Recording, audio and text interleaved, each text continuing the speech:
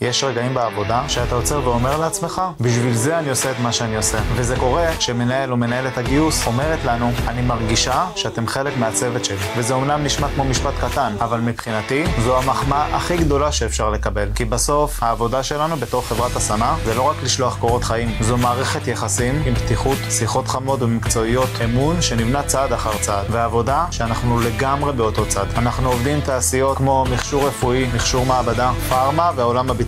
שמי שלא מכיר אותן פשוט לא יכול לדייק. צריך להבין בתקני איזו של איכות, רגולציה, תקני בטיחות, תהליכי ייצור, ואלה רק דוגמאות קטנות. וכשמנהלי הגיוס מבינים את זה, או רואים שאנחנו מבינים את הדברים לעומק, זה משנה את כל התמונה. כשאנחנו מעבירים מועמד או מועמדת, אנחנו מתייחסים לזה כאילו זה עסק שלנו, ושואלים את עצמנו באמת, האם היא או הוא מתאימים לתפקיד, ומנהלי הגיוס מרגישים את זה, וגם רואים את זה. וזה מה שבונה את האמון ואת השותפות. וזה מבחינתנו היופי בגיוס. זה הרבה מעבר לתהליך. זה אנשים, זה יחסים, זה אמון, וזה מה שמביא הצלחות אמיתיות בשתי הצדדים.